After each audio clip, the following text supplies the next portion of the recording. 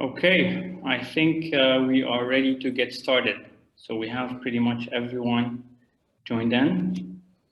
Welcome all. How are you doing? Hope you're having a good day. My name is Ayman Chalhoub, and I today lead the product at Fintech Galaxy. In a previous life, I used to do growth marketing for a startup, for a telco startup. And my claim to fame at the time was that we were able to grow this product to more than 2 million paid users in the space of 2 years, which was a great achievement with a team of around 10 people. So I think what I'd like to share with you today are some thoughts, some ideas, some guidelines on how to approach growth hacking or growth marketing. And hopefully you'll find some of it useful.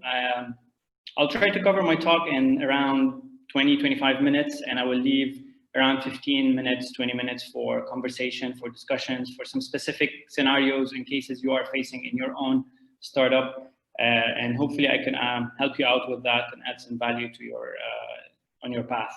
So thanks for joining, and I will switch my screen now to the slides. So again, you can ask your questions in the panel, and I'll try to answer them as we go. All right, so growth hacking or growth marketing, I think the term also, for me, I'm not a big fan of the term of growth hacking. I try to think about it as growth marketing. Hacking kind of takes out the human element of the approach or of the thinking, but end of the day, as long as there's growth, you can call it whatever you want. Your North Star should be always focused on growth and as the key direction and every metric or every angle that you're trying to approach your business with. So I'll share some examples. Some you might have seen before, some might be new to you. One famous example, obviously, on growth hacking or marketing is the Airbnb story. We all use Airbnb today, but in the early days of Airbnb, they were facing a big challenge in getting traffic to their website. So they had cracked up a website and they're putting some listings there, but they were not able to drive enough traffic. They didn't have resources, they didn't have the money, they didn't have budgets to drive any traffic.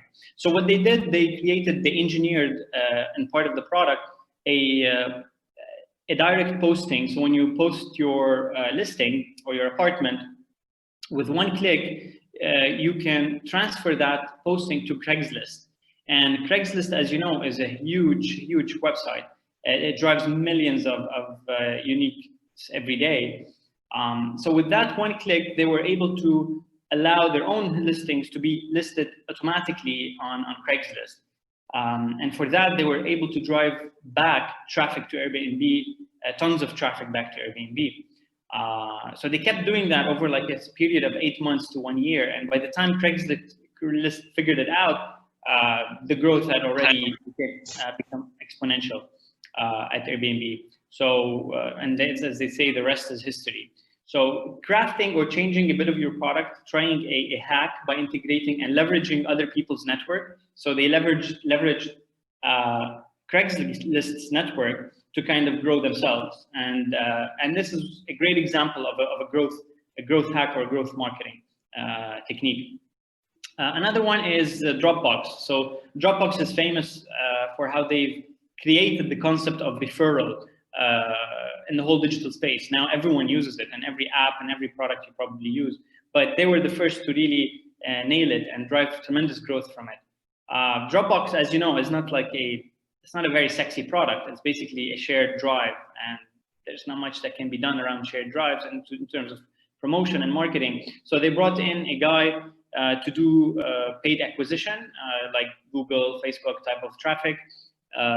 And it was costing them a lot of money. So one customer was costing them between $150 to $300 to acquire and become a customer of Dropbox.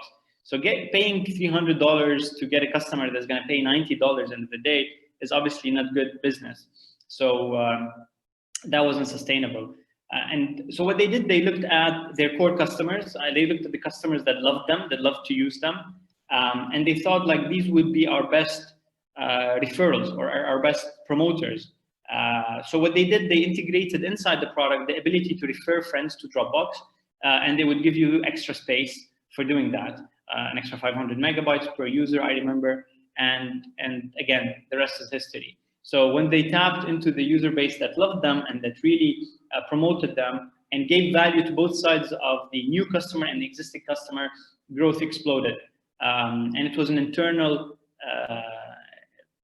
exercise, right? It was an internal piece of the product, and that's something that they had to leverage an external network. So they leverage internally. So Dropbox is another great example.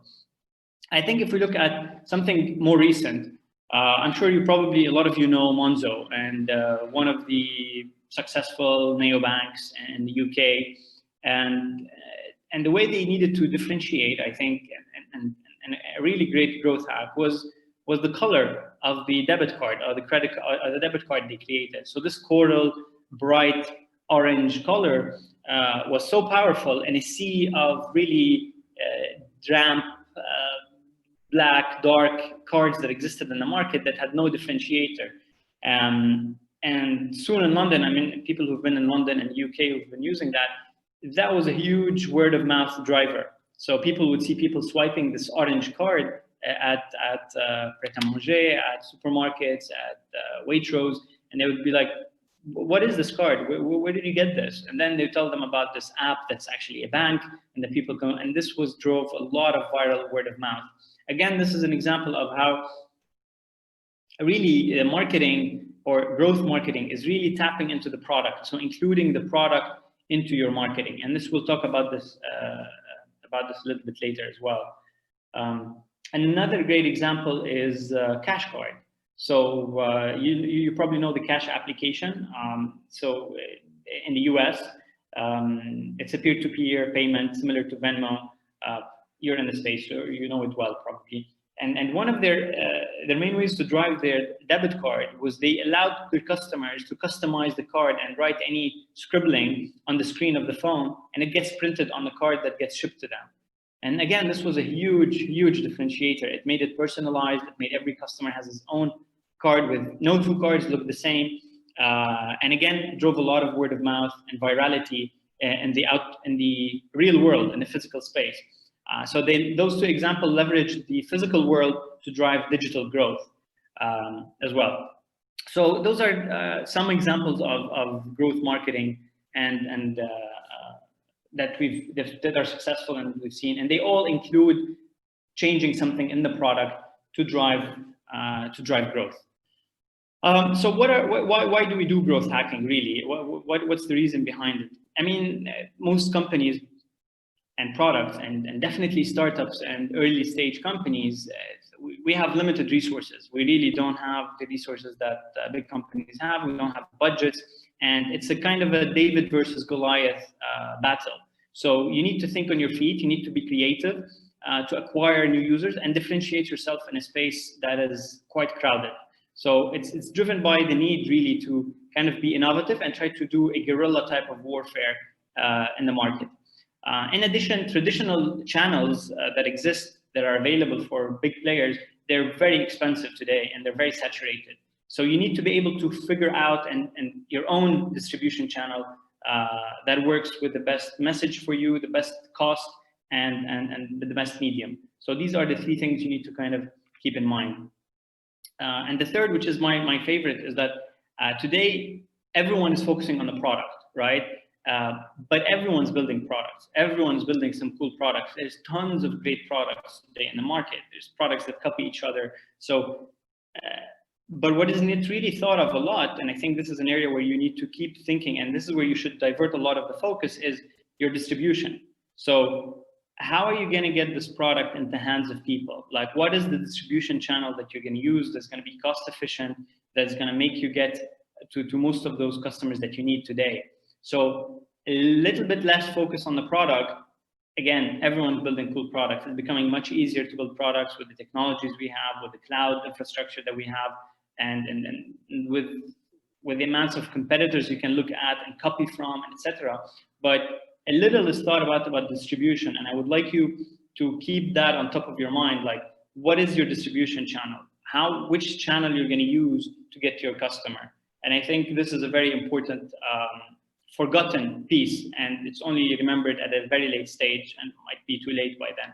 So please keep that in mind. Again, return on investment is definitely more important than brand awareness. Today, I see a lot of startups, a lot of fintech, that they go and they blast messages on billboards on the streets, on TV channels, and I know they're gonna fail. Like, I know these, like maybe a year later, a year and a half, I find out that, yeah, they shut down or they failed or they moved on. And the reason for that is a lot of people try to do brand awareness. I mean, without first realizing what is that giving me in terms of return on customers, return on investment, how many customers am I getting out of that? Is it cost efficient? Are the customers I'm getting loving the product and talking about it? None of this is tracked. So again, the era of the big campaign type of Mad Men style of creative achievement is long gone. Today is you got to find what works for you specifically, for your customer segment specifically, for your own product, and then scale that rather than go big first and then try to scramble. And then it's exciting, really. Growth marketing, growth hacking is exciting, it's fun, and it's inevitable because you will find something that's very unique to you, something that works only for you. And getting to that point is a lot of fun if you commit to the process. Some principles to kind of keep in mind. Today, if you build a product, most probably no one will come. Again, there's too many products out there in the market. There's too many ads, there's too many promotions, there's too many things vying for people's attention. In addition to their day-to-day life, they need to go do some shopping, they need to feed the kids, they need to do some exercise. So time is really a big essence. So if you build something, you should start with the assumption that no one's going to come. And because no one's going to come really initially. So you need to figure out how to get people, how to get to that distribution channel that I spoke about earlier. And again, only in testing, you will know that something is going to be successful or not. Data that you get trumps all arguments. And so many times data has saved me in a lot of meetings because it kind of, no one can argue with data, you know, and the only way to get data is to do tons of testing and tons of iteration and tons of exercise cases, experiments, as they say. So keep testing, keep iterating, and be lethal in a way on what works and what doesn't work. There's no gray areas. If it doesn't work the first time, you can try it maybe one more time, but if it doesn't, just kill the idea, kill the concept, and move on. A lot of people get stuck on one idea, on one approach, and sometimes it's ego, sometimes it's trying to prove themselves, but you gotta let the ego go in such a game completely, because it's really what the customer, how they're gonna react to you is what matters. So once you figure something that's working and successful, then you scale it. And you can scale this in your product. So either by doing some engineering work on your product to scale the specific experiment, or by changing a process in your company to kind of, if it doesn't need any product changes. So these are some principles. And I try to summarize like what I think is growth marketing and growth. It's really these three things, right? Data-driven, full funnel marketing, and with rapid iterations. So you always need to think of it like, what is growth marketing? It's data-driven. You have to have a lot of data that you can measure and then you can base your decisions on. It's full funnel marketing. So you think of the full funnel from acquisition, activation, retention, promotion, and virality. So you think of the whole funnel when you're designing your experiments. And most importantly, and this is sometimes where a lot of people fail, because this requires a very concrete process to be implemented within your teams, is rapid iterations. And this requires a lot of development work sometimes, and working with developers to codify really, or systemize and automate some of those experiments. A lot of people spend time on data-driven and full funnel marketing, but then they don't have the process to kind of test quickly and do these rapid iterations. So this is one of the key things I'd like you to take away from this session, is that data-driven full funnel marketing with rapid iterations is really how you define product growth marketing. So again, just to hammer this point, traditional marketing focused on awareness, right? So the billboards, the TV channels, the radio, all of that focused on driving awareness, whether to a product, to a website, to a service, whatever it is. And in today's world, in the digital world, this is not enough. And that's why there's a tremendous need for growth marketers or growth hackers in companies. Because a growth guy, a growth person is looking not just at the awareness, at driving awareness, it's looking throughout the whole funnel. So he's involved in the acquisition. So how do people sign up to your product, or how do people first engage with your product, to activation, to actually starting to use the product. So how much can you reduce friction from knowing about this product to experiencing this aha moment or wow moment as quickly as possible. Retaining the customer, so he started using the product. Is he coming back week on week? Is he coming back month after month? That needs to be measured. That needs to be tracked. And revenue. Can I upsell this guy? I sold him one subscription. Can I sell him something else? Can I be smart about the pricing? So and then a referral. Is he actually communicating and spreading the word around my product as well? So a growth guy is involved in all of those pieces, and traditional marketing doesn't do that. If you notice, the middle segment of the funnel is acquisition, activation, retention. They involve a lot of product work. So how do people sign up? How do people experience the product first? Those require you to redesign your product, to change some development feature. So this is really core product work, and that's why I think the gap or the distance between marketing and product and digital is completely evaporating. It's just you have to think about it as one. So it's a product marketing, or marketing and product together, and you need to think about that in your teams as well. It's very unhealthy to keep those teams separate, and down the line, this is going to give you a lot of issues, and you're not going to be able to scale. So it's very important from the beginning to have your marketing and product team sitting together under one head or one organization, because the process of growth depends on that in today's world. So the lines are blurred completely, and more so obviously in digital products than in omni-channel products or purely physical products. But also I think that trend is gonna reach most of those products as well. So again, those traditional marketing campaigns where you spend like 6 months planning a campaign with a lot of creative ideas, with a lot of big budget plans and one big launch, one big reveal of what the whole product is, are long gone, and they don't work in the world of digital, and especially in an increasingly crowded also fintech space where most of you are playing today. The crowd is increasing, the startups are increasing, the competition is increasing. So thinking of like one big growth campaign to launch is definitely not the way to go, and I would argue against it all the time. Instead, you have to think of growth campaigns, which are smaller campaigns that you test and iterate with. You launch, you get some data, you get some feedback. Is this giving me ROI, giving me the right customer? No, kill it, move on, test another one. So until you find the big successes, and then you double down on those. But it requires you usually 9 out of 10 of your experiments are going to probably fail, but those 1 or 2 that succeed are going to drive all the growth. And that's why it's fun to find out those one or two successes. So it's the scientific process, really. It's and that's what's beautiful about it. It combines both creativity and data and analytics with execution onto your product. So here I'm gonna just go fairly quickly, just to give you principles way and some ways to think about the process, the team, the structure, and how to approach it.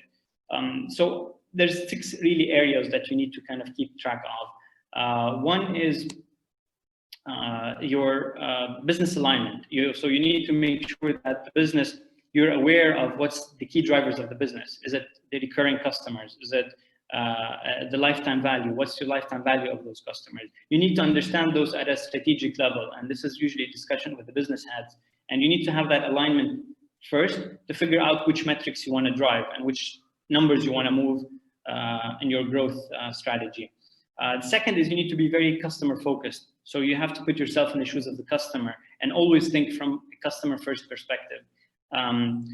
usually thinking in the customer shoes reveals a lot of issues and reveals a lot of fixes that you can bring in and a lot of messaging that you can improve moving forward. So always put yourself in the shoes of the customer.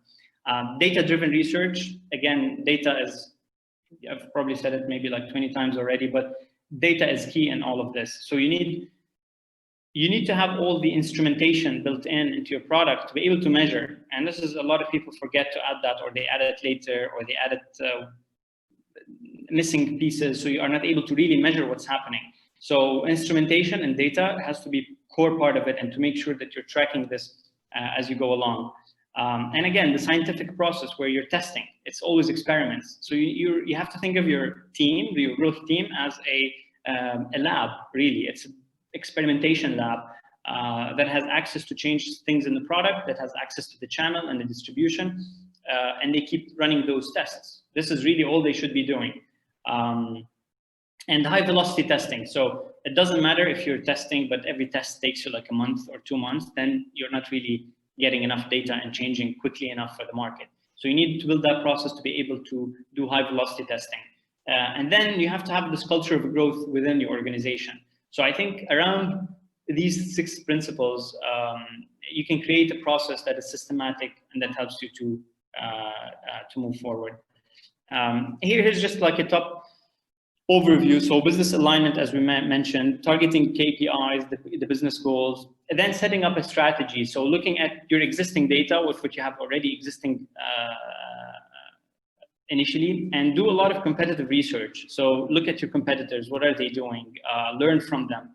Today, it's so easy to learn from competitors. You can just download their app, look at their website, get their email, subscribe to their service, and see everything they're doing. Try to learn from the best, really. The rocket science is not in getting the ideas. I think rocket science is going to happen from the result of your experimentations. And this is what's going to make it unique for you and for your team. Research your growth, set a strategy, research your growth in terms of content in your X, what I need to change, talk to your customers. A lot of time, a lot of us focus on the hard data. And I think it's a concept that you always need to think about. There's something called like hard data, which is the data you get from your analytics systems. And then there's the soft data. In an older world, like maybe 15, 20 years ago, they used to call it qualitative and quantitative. With the spread of analytics and those analytics services, a lot of us try to kind of get hung down on the hard data. But hard data can give you only so much, and you can reach out a local maximum very quickly with that data. What gets you out of that local maximum is talking to your customers, and you can get their feedback from surveys, from chatbots, from ratings and comments on the App Store, from actually calling a customer every day. I mean, there's no reason why you shouldn't be calling a customer every day. So it's a very simple thing. It gives you tons of insights. Imagine per week, you're talking to 5 customers. In like a month, you've already have insights from 20 customers. And that should drive your experimentation and your moving forward. And it gives you a lot of insights as well on what you are building. Then you need to create like a roadmap, a development roadmap. So, okay, I have these assumptions and I want to test these areas. Then you need to figure out a way, and we'll get into it a bit, of how do I prioritize, what do I test first? But I need to have a roadmap for that. So defining the roadmap, my hypotheses, and documenting how I'm going to test each one. And then I go jump into the actual execution. So changing of copy, changing of design, changing features in the product. It will require most of the time development work. So it's important to think of your development team not as a separate entity. Again, you need to get developers into each of the areas of growth, like user acquisition, engagement, virality, retention, etc. You need to have a developer embedded within that marketing team to help you do the changes onto the key product. So then you launch those, you learn, you get some data, you test, it might fail, and then you go back. You add it to your research, you change the roadmap, and so on and so on. So this is just a very top level process, but I'd like you to kind of have your own process to systemize that within your organizations, because without a process, this can easily go haywire and become a random exercise, and then just things get lost in the cracks, and you're not really getting the value out of it.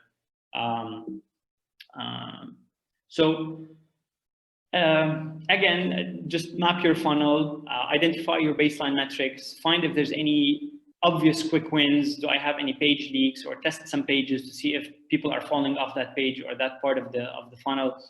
Spy on competitors, gather those insights, and form your own hypotheses for your own product.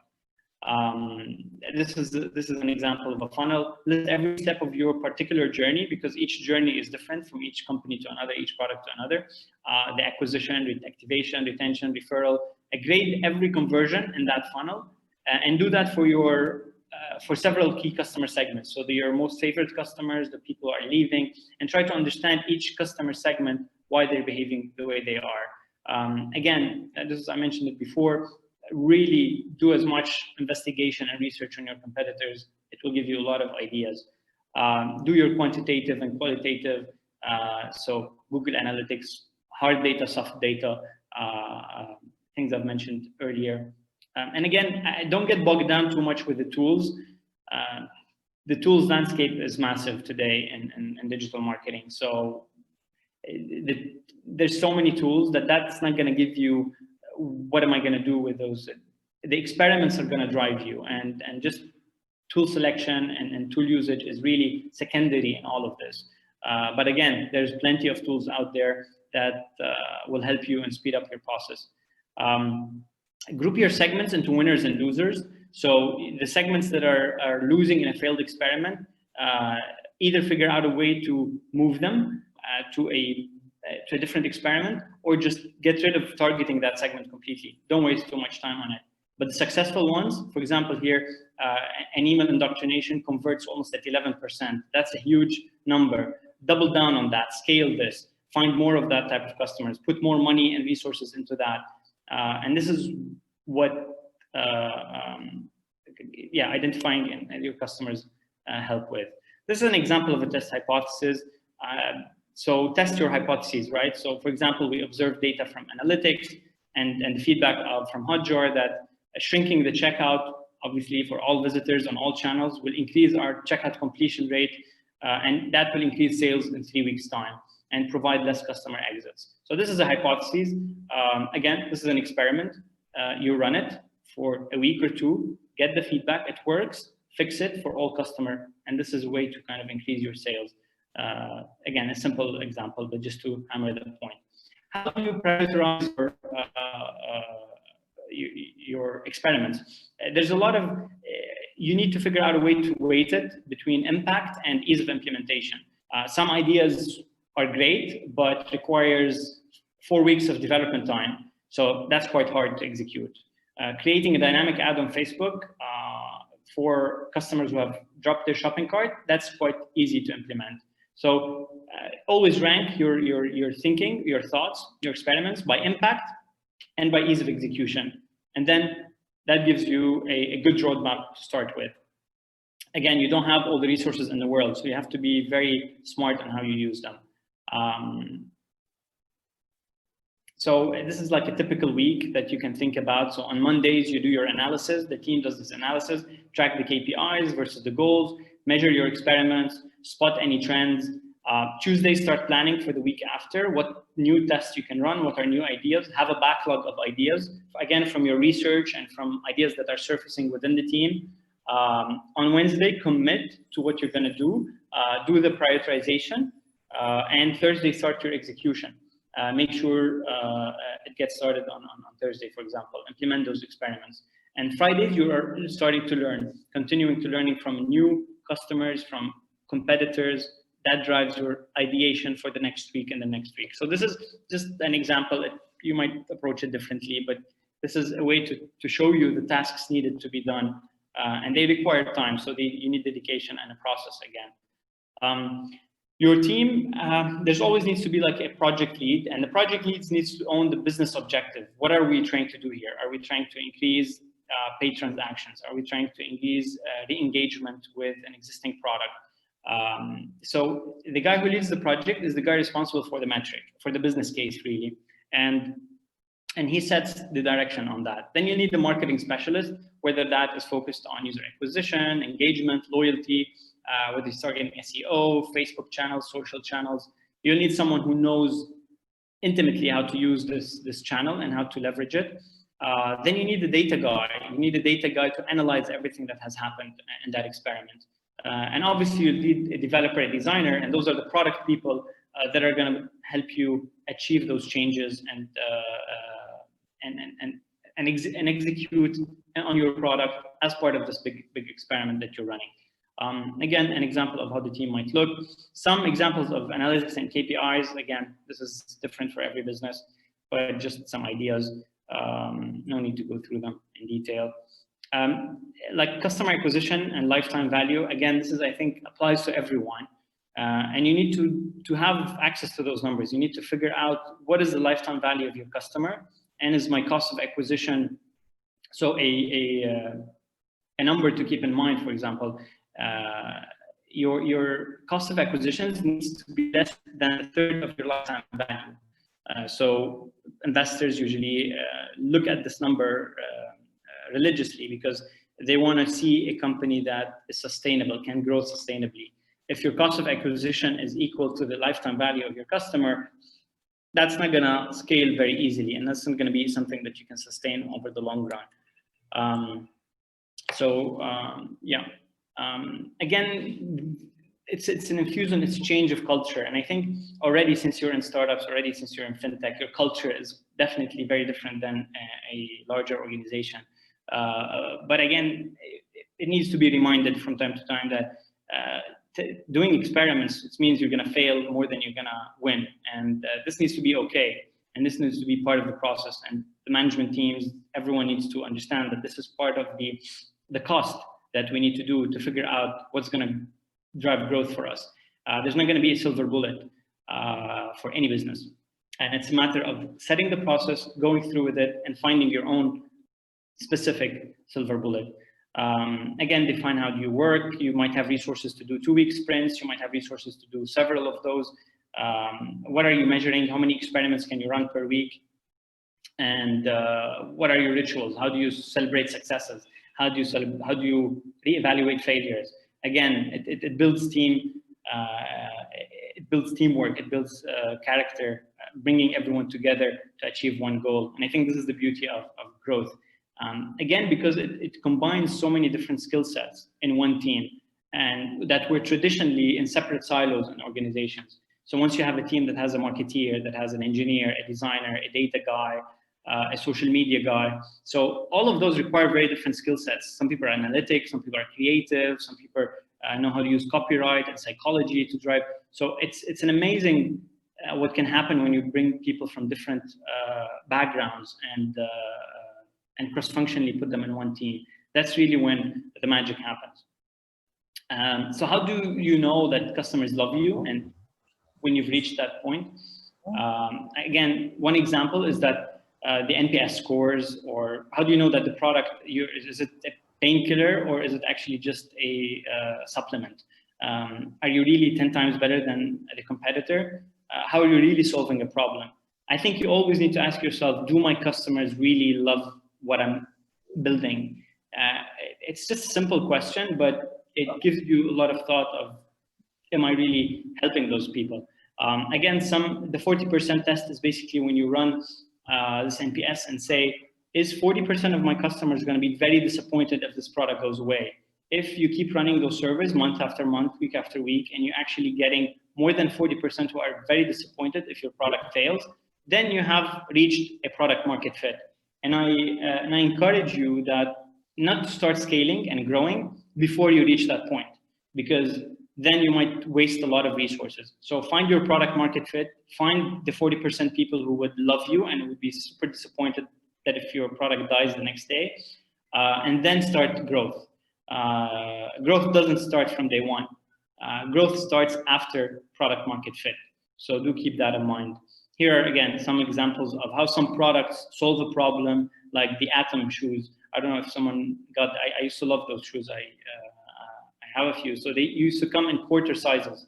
And then you can buy a different size for each foot, because it turns out from research that everyone has, each foot is slightly different than the other. And that's why sometimes you have problems with the shoes you buy. So these guys have tackled that specific problem and created these super comfortable shoes. And so they are solving a real problem. And there's a huge base, and they've grown tremendously over the past few years. Are you providing a benefit? Crayola Essence, for example, or you're providing a new experience of how you buy a product. Warby Parker with changing how people shop for glasses, etc., by giving them free returns. You can go test them, they bring them to your house. So it's completely changed the experience of buying glasses online. So I won't run through this. It's just a quick example, but I guess you got the gist of it. I'll just jump to the last slide. Is that if you want to take one thing really from all of this, is this: figure out who your best customers are, and then figure out how to acquire more of those customers. Really, this is what it all comes down to. And this is the only way you can find sustainable growth. So keep that thought in mind. And with that, I will thank you and be open for any questions you have.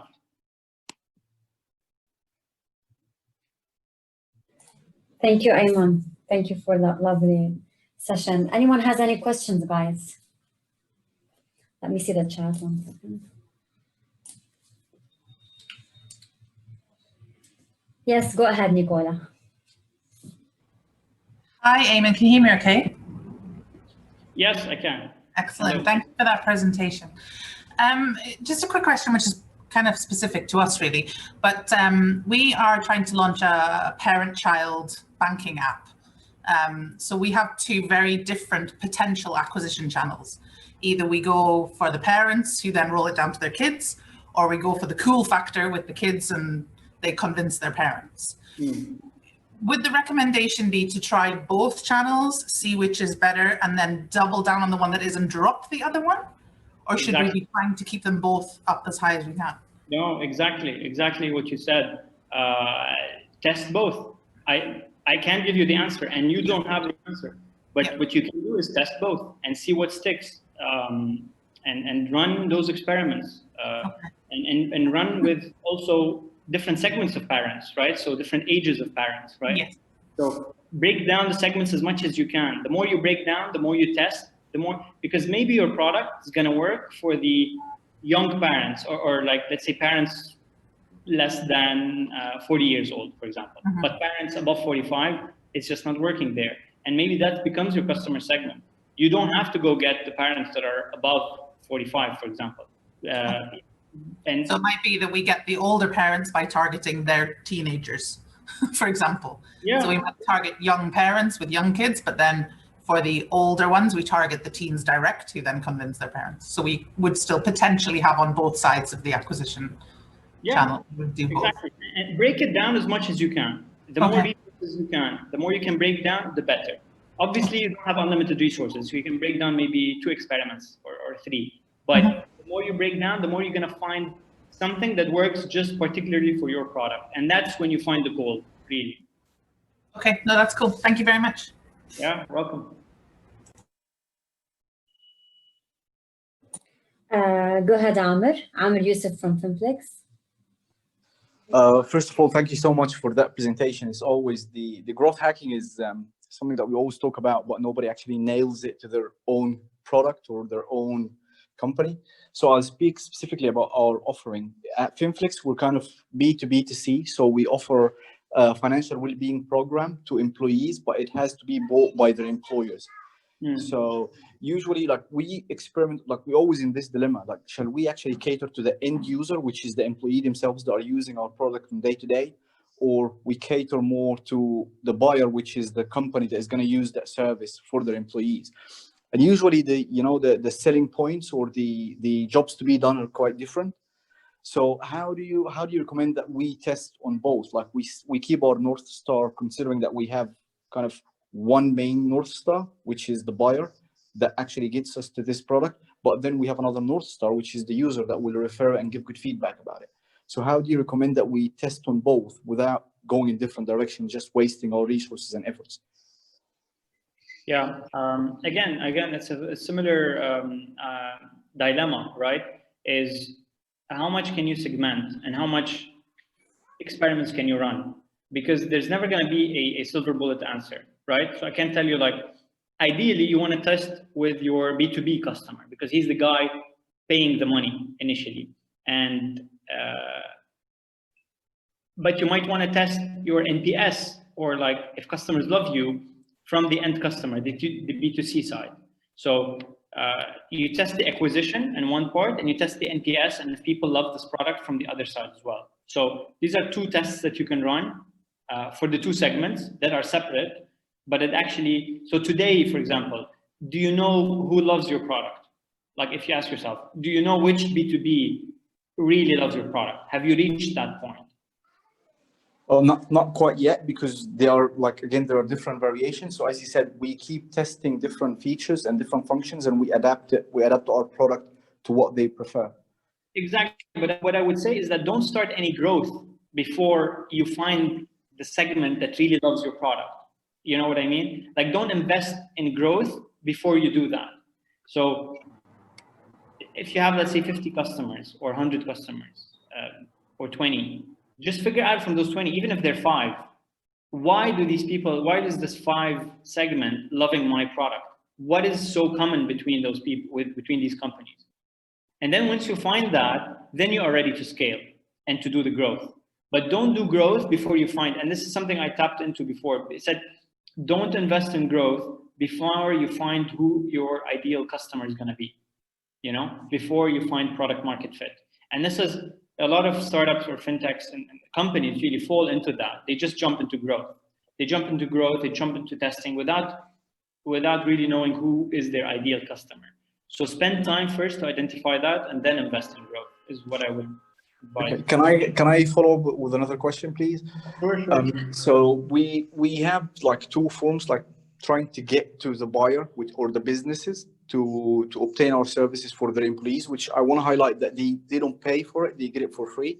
Mm-hmm. But we also trying to cater to the employees who are the users themselves. Would you recommend that we have a campaign like directly to the employees, ask them to get their employer involved with us, or recommend us to their employer, this kind of pull kind of marketing, or we go on the demand marketing, which is like pushing our services to the employers directly? Can we do both, or which one would be a more efficient approach to the marketing strategy? I don't think I'll be able to answer that like concretely based on you, but I would say is, have you sat with enough B2B customers, and do you have enough feedback from them on your product? Because like a simple thing is just go sit with those customers, go sit with your B2B customers, get a meeting, get 10 meetings, get 100 meetings in 2 months. You will get so much knowledge of what this B2B customer wants from your product.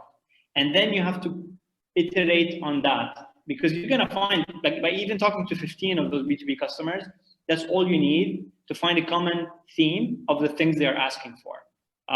So spend time with the customer as much as you can. So your main customer is the B2B, because spend time with those guys, identify what are their issues. And for the B2C side, again, sit with those customers as well.